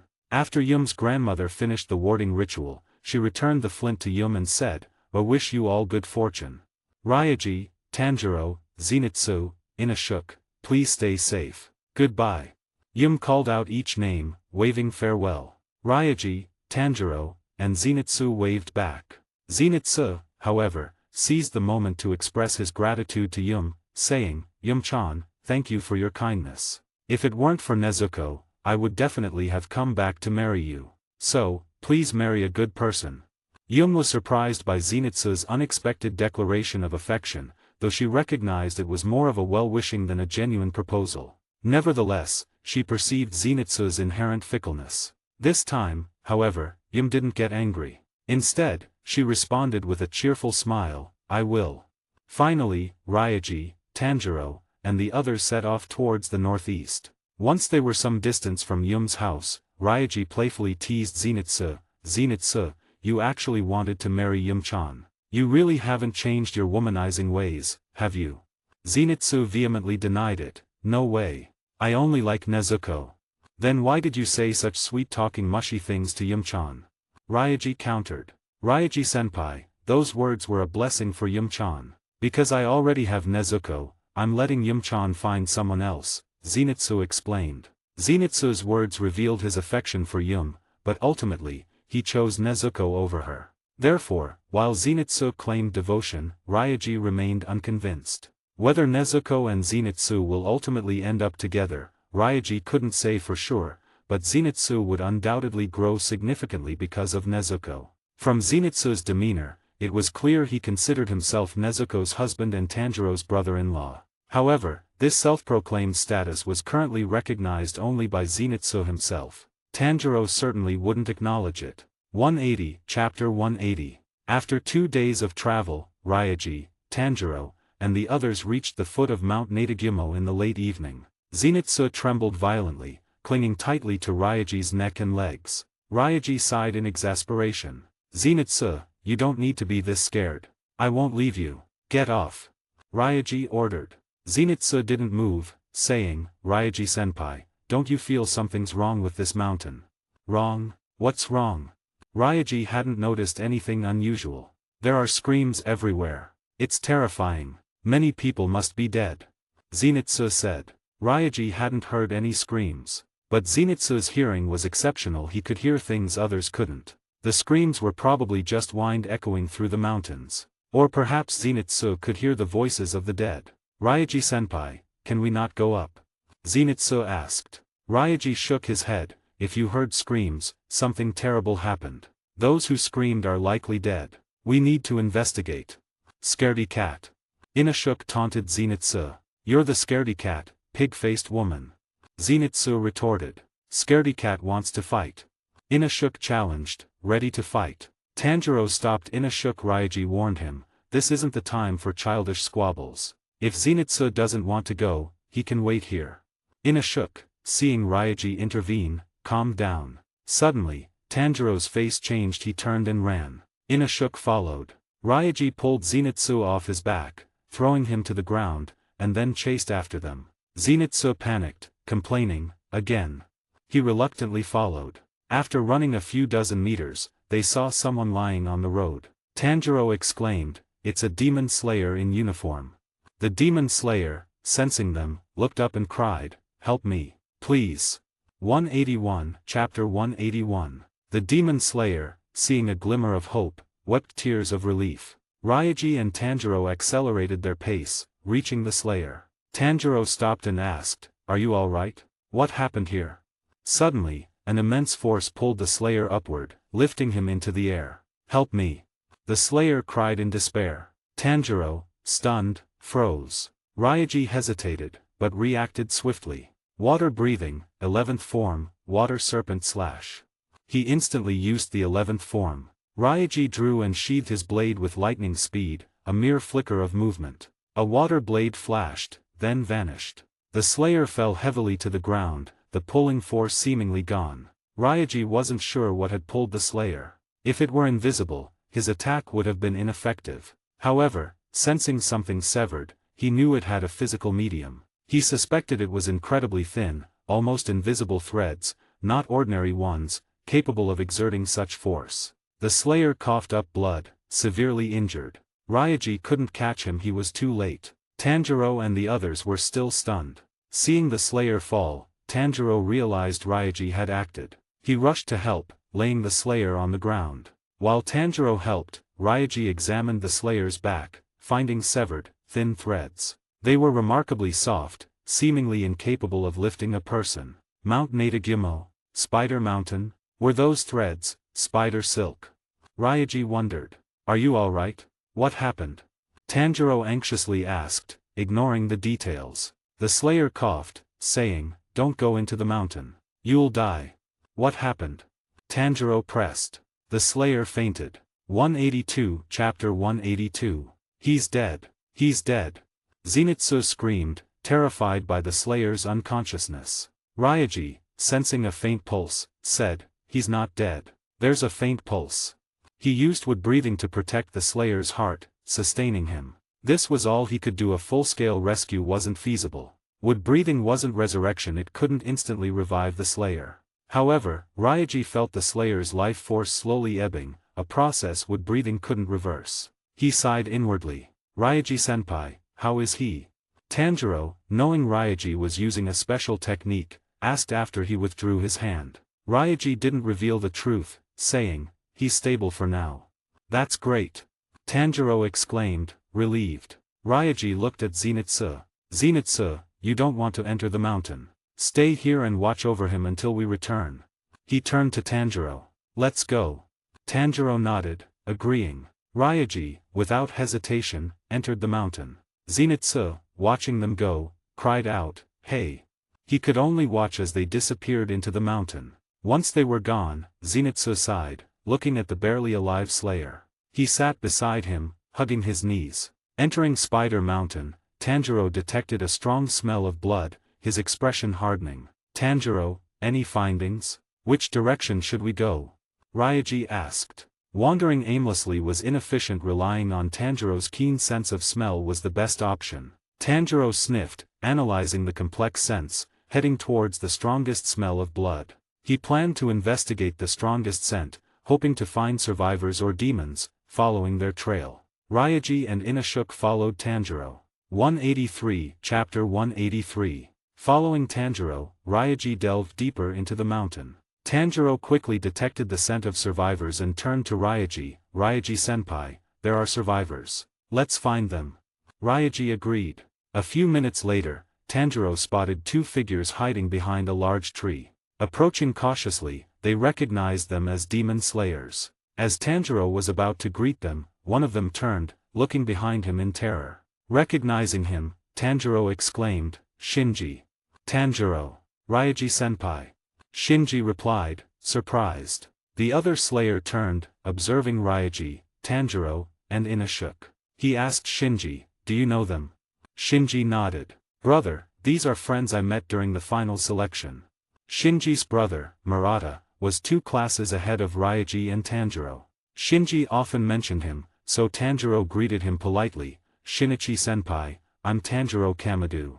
I'm friends with Shinji. This white-haired one is Ryaji-senpai, and the one with the boar head is Inashuk. Tanjiro introduced the others. Learning they were from the same class, Shinichi looked disappointed. You shouldn't be here. You're only ding rank, you'll die. Even I, a class A, barely escaped with Shinji. Only the Hashira can defeat the demons on Spider Mountain. As Shinichi finished, Inashuk punched him in the face, saying, don't be so condescending. Your existence is meaningless. Explain the situation, weakling. Inashuk. Tanjiro shouted, but Inashuk ignored him. Ryaji didn't intervene, watching calmly. Shinji, not knowing Inashuk, was upset by his attack and insulting words. He pushed Inashuk away, retorting, my brother isn't weak. He protected me. Inashuk, thinking Shinji wanted a duel, prepared to retaliate, but Ryaji stopped him, don't get carried away. Shinji, Murata-senpai, I'm sorry. Inashuk is a bit straightforward, but he's not bad. Please don't mind him, Tanjiro apologized. 184 Chapter 184. Murata wasn't one to hold grudges and dismissed Inashuk's rudeness. Tell us what happened. What did you encounter? Ryaji, as the leader of Tanjiro and Inashuk, asked. Shinji readily answered, respecting Ryaji's strength. Having cleared all the demons from the final selection, Ryaji was clearly far superior, possibly even stronger than his Class A brother. From Shinji's account, Ryaji understood the situation. Powerful demons infested Spider Mountain, prompting the Demon Slayer Corps to send a team. Many Slayers, unprepared, were manipulated by Spider Silk and fought each other. Even those who noticed the manipulation and cut the silk found it constantly replaced, leading to more victims. Severing the limbs of the controlled slayers only helped the demons.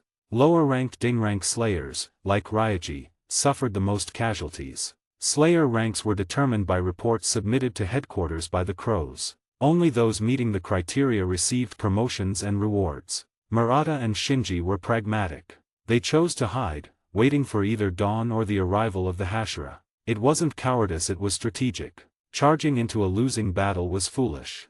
Suddenly, the sound of pulling silk broke the silence. Murata's face fell. "They're coming. Let's leave and regroup," Murata suggested. "Too late," Ryaji said. Many controlled slayers, moving like zombies, surrounded them. "Cut the silk. Fight your way out. Escape," Murata commanded. "No need for that," Ryaji stepped forward, hand on his sword. He took a deep breath, drawing his Nichiren blade halfway before stopping. A vortex of energy formed around him. 185, Chapter 185. The vortex intensified, growing into a whirlwind with splashing water at its outer edge. The whirlwind, centered on Ryaji, spread outward. His blue robe and hair, patterned with water ripples, swirled in the wind. Tanjiro and the others were amazed. This was a technique beyond the 10 forms of water breathing, something Tanjiro had never seen before. He wondered when Ryaji had created it. Tanjiro, always close to Ryaji, still hadn't fully mastered the modified first form he'd learned from him. He could use it, but nowhere near the speed Ryaji had shown against the Hand Demon. Tanjiro could manage a maximum of 4 strikes per second for 2 seconds, 8 strikes total. Ryaji had performed nearly 40 against the Hand Demon. The difference was vast. Tanjiro needed more experience to create his own techniques. Shinichi didn't understand Ryaji's actions but was awed by the spectacle and didn't interrupt. Shinji was even more impressed by Ryaji's power, clearly enhanced since their last meeting 2 months prior. Water breathing, 13th form, domain judgment. Water breathing, 13th form, domain judgment. This technique, a refinement of Ryaji's self-created 11th and 12th forms, unleashed a barrage of sword energy at all targets within a 50-meter radius that he had mentally marked. The more targets, the weaker the individual attacks. Advantages: simultaneous attacks on multiple targets. Disadvantages: long casting time, not instantaneous. As Ryaji quickly sheathed his blade, water erupted from beneath his feet. The whirlwind vanished, leaving the air still. Within 50 meters, all the controlled demon slayers were struck by concentrated sword energy. The energy wasn't as strong as the 12th form's Dark Blade Annihilation or the 11th form's Water Serpent Slash. Against a demon, it would only inflict superficial wounds. However, it easily severed the spider silk controlling the slayers. All the slayers surrounding them lost control and fell to the ground. Shinichi was speechless. Such skill was extraordinary. Even as a higher-ranked Class A slayer, he couldn't have freed so many people instantly. Is this still the skill level of a Ding-rank slayer? Shinichi thought incredulously. Even if Tanjiro claimed Ryaji was one of the 9 Hashira, Shinichi would believe it without question. 186, Chapter 186. Even Inashuk was impressed. "White hair, you're amazing." His respectful tone, calling Ryaji Big Brother, showed his admiration. Shinji looked up to Ryaji, amazed as always by his ability to resolve seemingly impossible situations. If he didn't know Ryaji was from the same final selection, he'd think he was one of the 9 Hashira. With Ryaji around, death seemed unlikely. Shinichi, initially planning to escape, reconsidered. Perhaps by helping Ryaji find the source of the spider silk and defeating it, they could resolve the situation. Suddenly, a crimson orb fell from a tree, startling Shinichi. Everyone looked up. The orb changed shape, from a sphere to a flattened disc, seemingly adapting to external forces, like a slime. It began to wriggle, showing signs of life. Ryaji felt an instinctive sense of danger. The orb made Tanjiro's expression tighten. He smelled a strong demon scent. "Ryaji-senpai, that's a demon. The scent is very strong. Be careful," Tanjiro warned. Ryaji was surprised. Did demons evolve this way, abandoning human form? "Demon!" Shinichi exclaimed in disbelief. The slime-like demon began to writhe, taking on a vaguely human shape, which gradually became more detailed, revealing a naked, voluptuous woman. Everyone except Ryaji blushed. Tanjiro, in particular, had never seen a naked woman before. His embarrassment quickly turned to shock as he saw the words lower rank and 4 in the woman's pupils. This shape-shifting demon was one of the 12 Kazuki. A 12 Kazuki. Shinichi, recovering from his embarrassment, was terrified. His legs trembled violently. He hadn't expected to encounter a 12 Kazuki. As a Class A slayer, he knew their reputation. 187, Chapter 187. Only the Hashira of the Demon Slayer Corps could contend with the 12 Kazuki, so Shinichi's fear was understandable. 12 Kazuki? What's that? Ina shook, unaware, asked innocently. Shinichi felt a wave of exasperation. He wasn't sure whether to answer such a naive question. They're very strong demons, Tanjiro explained simply. So Ga. Then I'll kill them. Ina shook, undeterred, was eager to fight. Is this guy an idiot? Shinichi wondered. Ryaji stopped Ina shook. Ina shook didn't insist on confronting lower rank 4. A humanoid black mist appeared beside lower rank 4, instantly transforming into a man with the same markings in his eyes, lower rank N3. The arrival of another 12 Kazuki member intensified the tension. The overwhelming presence of 2 lower ranks made Tanjiro struggle to breathe. Shinichi collapsed to his knees. Encountering 2 lower ranks meant certain death. Shinji, disappointed but not dismissive of his brother's fear, pulled him up, encouraging him, "Brother, don't be afraid. Ryaji-senpai will protect us." He placed his hope in Ryaji, believing in his ability to perform miracles. "You're impressive, killing lower rank 6. You're handsome too, but you and the guy with the flower cards will die by my and lower rank 3's hands." The naked lower rank 4 licked her lips seductively. Ryaji understood they were sent by Muzan Kibutsuji. The assassination order remained. New mission. Mission: defeat lower ranks 4 and 3 without activating demonification. Mission completion reward: upgrade water breathing mastery to water breathing ultimate technique, upgrade wood breathing mastery to wood breathing ultimate technique, acquire demonification skills, mimicry, and shadow clone. Mission failure penalty: none. The transdimensional system issued a new mission. While there was no penalty, the rewards were substantial. Success would significantly enhance Ryaji's demonification abilities and normal strength. Mastering both breathing techniques would be a quantum leap. Tanjiro, these lower ranks are sent by Muzan Kibutsuji to kill us. You deal with the demon controlling the silk, I'll handle these two, Ryaji decided, wanting Tanjiro to deal with the spider silk while he focused on the fight. 188, Chapter 188. Shinichi thought Ryaji was crazy to fight 2 opponents at once. They were 2 lower ranks of the 12 Kazuki. Even if Ryaji had killed one before, he couldn't be so arrogant as to fight 2. Shinichi believed Ryaji's previous victory was due to luck and Tanjiro's help, not overwhelming strength. His lack of confidence was understandable. He didn't know the extent of Ryaji's power. With demonification, Ryaji could easily overpower, if not instantly defeat, lower ranks 4 and 3. He could always forfeit the mission reward to survive. Tanjiro was surprised but not doubtful. He agreed with Ryaji's decision. They needed to find the source of the spider silk to free the controlled slayers. Saving people was more important than assisting Ryaji. I understand. Ina shook. 2 lower ranks are interfering with my sense of smell. Can you find the demon controlling the spider silk? We need to split up as Ryaji-senpai suggested. Tanjiro asked Ina shook. The strong sense of the 2 lower ranks overwhelmed his sense of smell. Ina shook, proud to be asked for help, boasted, finding demons. In the mountains, finding things is my specialty. My spatial awareness is excellent, except in confined spaces. He knelt, hands outstretched, sensing his surroundings. Beast breathing, 7th form, spatial awareness. He sensed all living beings within a kilometer radius. Using the characteristics of demons, he quickly located a 3rd demon. There.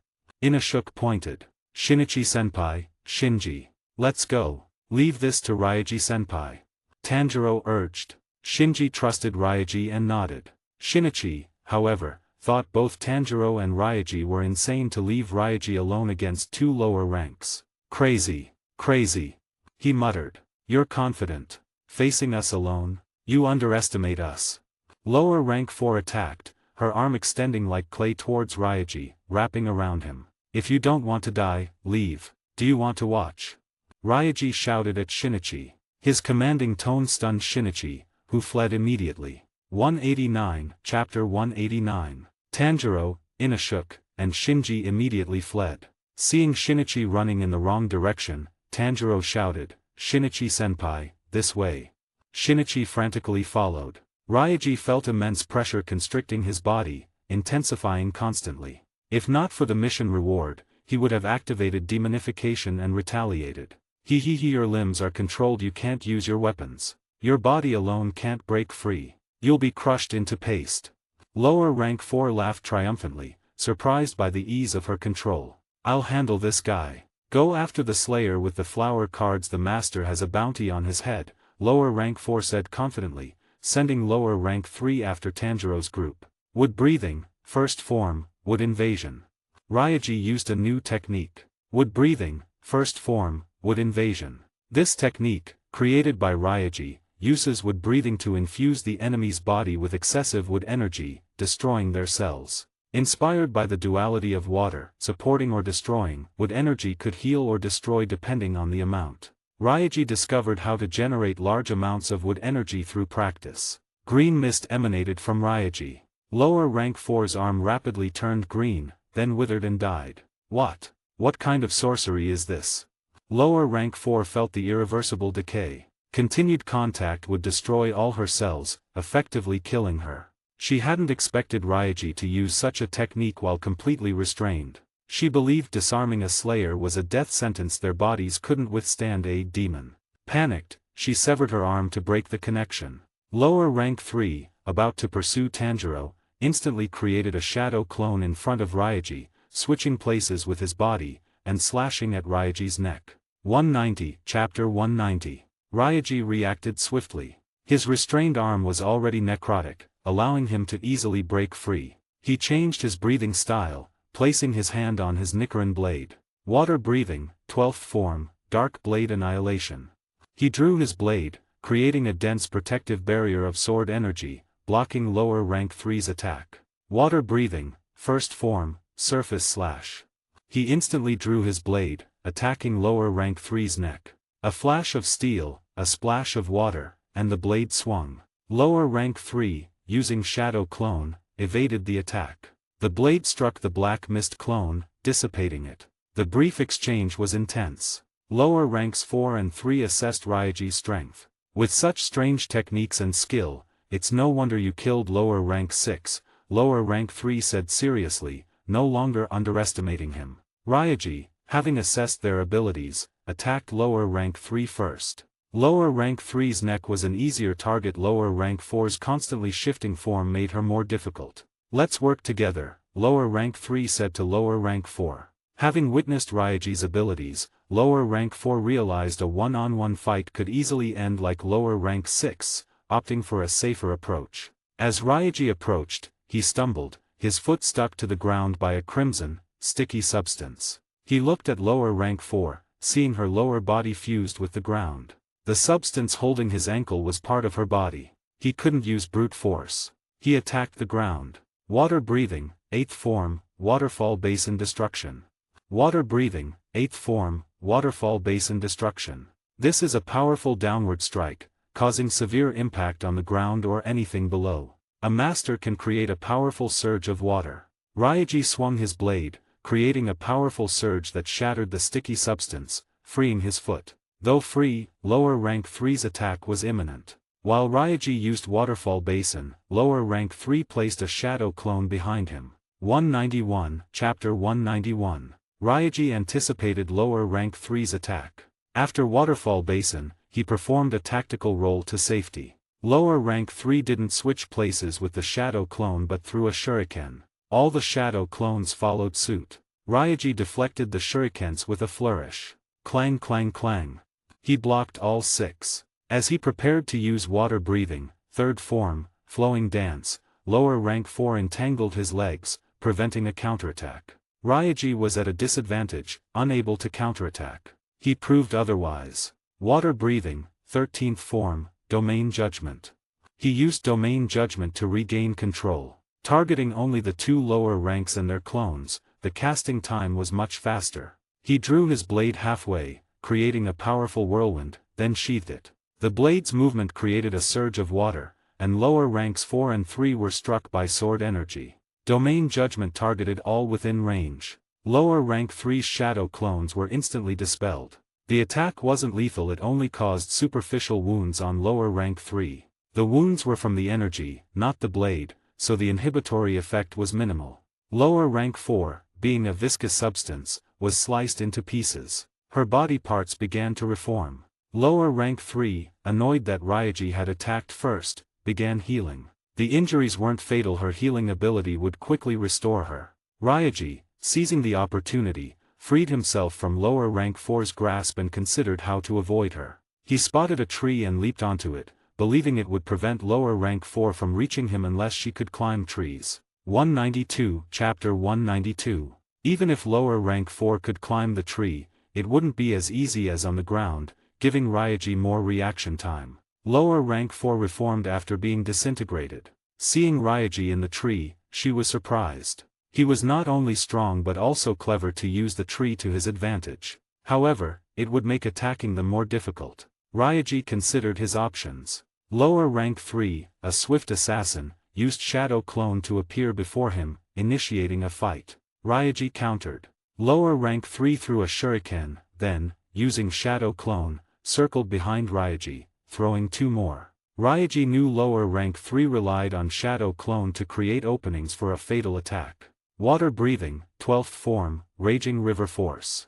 He drew his blade, deflecting the shurikens. He then quickly dispersed the Shadow Clones surrounding him. As he finished off the last clone, lower rank 4's tentacles ensnared his foot. He tried to draw his blade for Raging River Force. Another tentacle bound his hand, blade, and scabbard, preventing him from drawing his blade and using Water Breathing. He switched to Wood Breathing. Wood Breathing, first form, Wood Invasion. He focused wood energy on his restrained arm. Green mist emanated, a faint green light glowing in his palm. Lower rank 4 was completely helpless, experiencing unprecedented restraint. Other slayers would be unable to break free. Meanwhile, lower rank 3, anticipating Ryaji's counter, surrounded him with 5 shadow clones, almost touching him. Blood Demon Art, Dance of Death. 193, Chapter 193. Water Breathing, 12th form, Raging River Force. As lower rank 3 unleashed its Blood Demon Art, Dance of Death, Ryaji broke free from lower rank 4's grasp, using Raging River Force. Dance of Death involved spinning and launching numerous shurikens, with the shadow clones mimicking the attack. The close proximity of the 5 clones showed lower rank 3's intent to kill. Ryaji couldn't create distance from the clones, his foot was still entangled. Wood Invasion had freed his hands, but not his foot. Attempting to free his foot would have left him defenseless against Dance of Death. He would have died. 5 clones unleashed a barrage of shurikens. Raging River Force deflected most, but its 2-second duration was insufficient. The deflected shurikens scattered, cutting down leaves like rain. Dance of Death lasted longer. Using the 2 seconds of invincibility from Dark Blade Annihilation, Ryaji used Domain Judgment against the clones and lower rank 3. Water Breathing, 13th form, Domain Judgment. He cast it instantly, without charging, so the power was weaker. It deflected most of the shurikens, but some still grazed him. Though Domain Judgment hit lower rank 3, Dance of Death continued, though several shurikens injured her. After the judgment, Ryaji escaped the attack range, stepping onto the falling leaves. He moved like a dragonfly skimming water, creating ripples with each step, as if walking on water. Water Breathing, 9th form, Splashing Water Flow.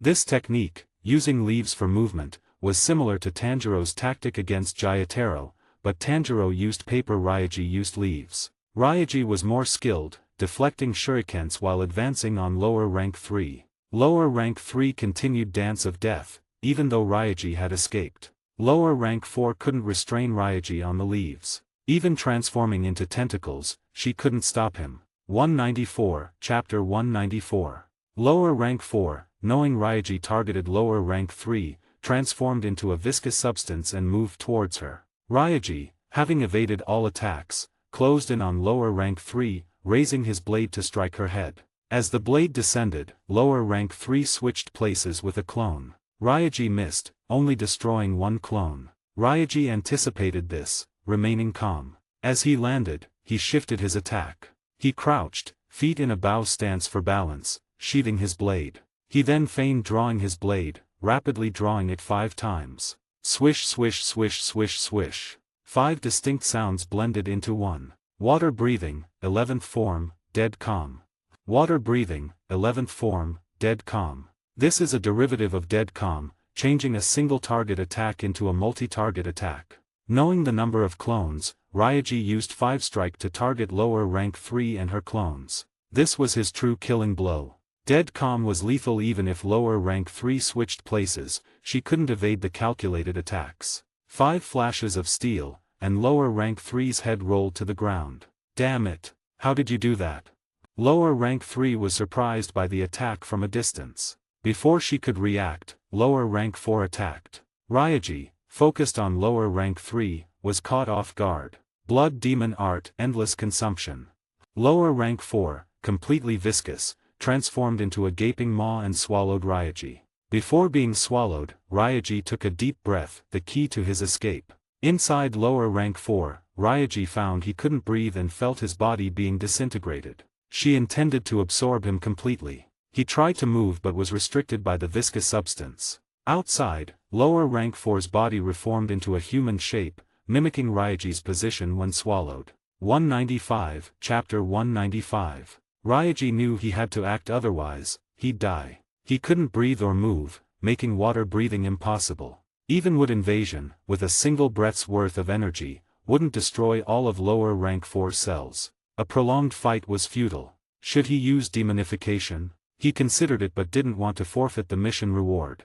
Defeating lower rank 3 had been difficult, using demonification now would waste his efforts. In his desperation, he recalled a wood invasion practice session where uncontrolled energy exploded, injuring his skin. He'd healed it with wood breathing, preventing scarring. With only one breath, the explosion's location was critical. He reluctantly chose his nose. It was the only way to regain his breath and turn the tide. A Hashira, trapped like this, would likely die. Inside lower rank 4, they couldn't breathe or move, making any attack impossible. Inability to breathe was a death sentence. Even a Hashira, without breathing techniques, couldn't defeat a basic demon relying solely on physical attributes. Even if a Hashira had a last breath, like Ryaji, immobility inside lower rank 4 prevents any counterattack. They'd need a weaponless technique. Ryaji's advantage was wood breathing, outside the 5 main styles. It didn't require a weapon with a breath, he could use it. He concentrated wood energy near his nose. This extremely volatile energy, generated through a special breathing pattern, reached a critical point in the confined space, causing an explosion. Boom!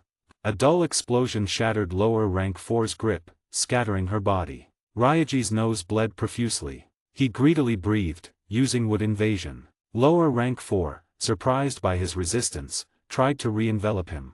Ryaji wouldn't let her. 196, Chapter 196. With wood breathing, first form, wood invasion activated, Ryaji pushed its power to its peak with speed and precision. Instantly, he was like a plague god, his body emitting a large amount of green gas. Lower rank 4 could no longer fully envelop Ryaji's head. A massive amount of wood energy surged into her body, wreaking havoc on her cells. The tighter she held Ryaji, the faster her body decayed. Instinctively, lower rank 4 wanted to separate. The reversal of the situation filled her with terror. Against Ryaji in this state, she was completely helpless. Even her strongest techniques were ineffective. A straightforward fight, like with lower rank 3, would be even worse. Fear gave way to a desperate need to escape. Lower rank 4 abandoned her decaying body, her form receding from Ryaji like a tide. Ryaji, sensing her escape, attacked as she was still partially attached and his hands were free. Wood breathing, first form, wood invasion, pierce. He drew his Nichiren blade, focusing all the wood energy onto the blade's tip, and thrust it into lower rank 4's body. Instantly, her body disintegrated, completely decaying and crumbling. The one-hit kill surprised even Ryaji. Lower rank 4 didn't even have a chance to abandon her decaying body. All her cells were destroyed by the wood energy. Using the Nichiren blade as a conduit for wood invasion was a spontaneous idea. Concentrating the energy on the blade's tip proved far more powerful than a full-body release, instantly disintegrating lower rank 4. Ryaji had successfully unlocked a powerful new technique. After completing this mission, his wood-breathing skill would reach the ultimate technique level, significantly increasing the damage of wood invasion, pierce. This skill level increase was likely the system's preparation for facing the upper ranks. Wood-breathing had proven incredibly effective in two crucial battles. Looking at lower rank 4's disintegrating body, Ryaji wasn't sure if he could still collect blood. He cautiously used Yushiro's blood collection tool on the desiccated remains. The tool extracted a small amount of black blood. Ryaji knew the wood energy had destroyed lower rank 4's blood cells, and he wondered if this necrotic blood would be of any use to Tamayo's research. He then noticed a small piece of lower rank 3's body hadn't completely disintegrated. Quickly, he inserted the collection tool. Lower rank 3's death was different, the remaining body part was fresh. The tool immediately drew bright red blood, filling it completely. Ryaji collected both blood samples. A cat's meow reached his ears. Yushiro's delivery cat had arrived. As before, Ryaji placed the 2 blood samples into the cat's small backpack. The cat, after receiving the blood, swiftly disappeared using Yushiro's blood demon art. 197, Chapter 197. Long after Ryaji, Tanjiro, and Inashuk entered the mountain, the faint heartbeat and breathing of the severely injured demon slayer suddenly ceased in Zenitsu's ears. Zenitsu's hearing was exceptional, he could hear heartbeats without a stethoscope or physical contact. The faint sounds had vanished, causing him to look at the slayer on the ground. Dead? Zenitsu wondered. He cautiously approached the slayer, checking for a pulse. 1 second, 2 seconds, 3 seconds. After a long time, Zenitsu felt nothing, recoiling in shock. He's really dead. He quickly distanced himself, his nerves on edge. His small sparrow flew to him, chirping anxiously. Zenitsu didn't understand. I envy you, being carefree, never experiencing the hardships of being human. The sparrow, seeing Zenitsu's lack of understanding, frantically pecked at his face. What are you doing? Pecking people is painful. You're not cute at all. Nezuko, a demon, is cuter. You're too aggressive for a sparrow. Zenitsu scolded angrily. Then, he remembered something, his expression changing drastically. Tanjiro took Nezuko into the mountain. He took my beloved Nezuko. Tanjiro is terrible. Taking a girl to such a dangerous place. Idiot, idiot, idiot, idiot. He sprinted toward Spider Mountain with lightning speed. Nezuko. I'm coming. Don't be afraid. I'll protect you. He ran until exhaustion slowed him. His adrenaline faded. Zu, KO, KO, KO. Nezuko, where are you? Ryaji-senpai, Tanjiro, Inashuk, where are you? Were you killed by demons? Even Chutaro isn't with me. Exhausted from searching, Zenitsu sat on the ground. The screams in the mountain were clearer and more terrifying than those from below. His fear overwhelmed him, and he began to cry. He wiped his tears. The sparrow landed on his head and chirped. Zenitsu caught it, nuzzling his face against it. That's great, Chutaro. You didn't abandon me. You're so cute, though not as cute as Nezuko, Zenitsu said, nuzzling the sparrow, named Shuntaro. 198, Chapter 198. Suddenly, a creaking sound echoed behind Zenitsu, chilling in the eerie mountain atmosphere. Zenitsu shivered, freezing in place as if petrified. Forcing himself to overcome his fear, he slowly turned his head. The sight that met his eyes was soul-shattering. A spider with a human head was crawling towards him. The creaking sound was its movement. Ah, what the hell is that?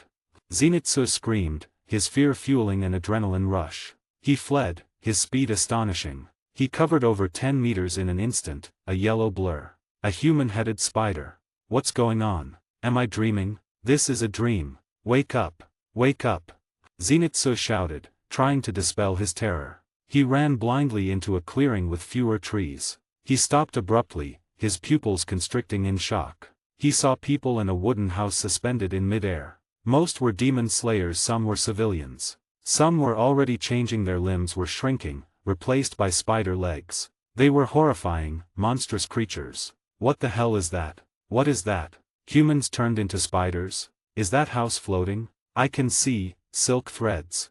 Zenitsu wondered. A gust of wind carried a terrible stench towards him. Zenitsu covered his nose, complaining, such a pungent smell. Tanjiro, with his sensitive nose, would be knocked out. My throat hurts. My eyes are watering. The stench was nauseating and overpowering, like a bioweapon.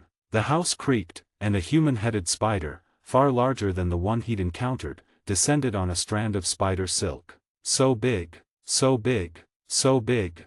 Zenitsu exclaimed repeatedly. This giant spider was the demon, transforming humans into human-headed spiders. Unlike Muzan Kibutsuji turning people into demons, these transformations didn't enhance abilities, they merely changed humans into spiders with human heads. They were only good for frightening people, weaker than ordinary demons. Muzan's demonification, in a way, was an evolution, although a flawed one. 199, Chapter 199. After parting ways with Ryaji, Tanjiro and his group quickly moved towards the location Inashuk had indicated. Hey, leaving that guy alone, is that really okay? Shinichi asked Tanjiro, his concern evident. Tanjiro replied, if Ryaji-senpai can't handle it, what good are we there? Are you planning to die with him? Tanjiro's words were directed at Shinichi, but he believed Ryaji could handle the situation. Even if Ryaji knew he couldn't defeat two lower ranks and had lied to ensure their escape, Tanjiro understood. He would have done the same. Of course, he hoped Ryaji would defeat them. As they approached, the spider silk grew denser, slowing their progress. They had to constantly cut through the silk to advance. The silk is getting denser, meaning we're close to the demon controlling it. Everyone be careful. Tanjiro warned. Suddenly, a demon slayer, a female slayer with a ponytail, blocked their path. She held the body of a slayer she had killed, and she herself was wounded, a terrifying sight. More of those controlled ones, Inashuk grumbled. Don't come closer, I'll hurt you. Bring stronger slayers. Otherwise, we'll all be killed. The controlled slayer cried out in anguish. She attacked. Tanjiro was forced to defend. Watching her body contort into unnatural fighting stances and hearing her pained cries, he grew angry. Damn it. Controlling people with silk, even if their bones break, unforgivable. While Tanjiro faced the controlled slayer, the demon controlled more of the fallen slayers. They attacked Inashuk, Shinichi, and Shinji. Just kill me. I don't want to suffer anymore.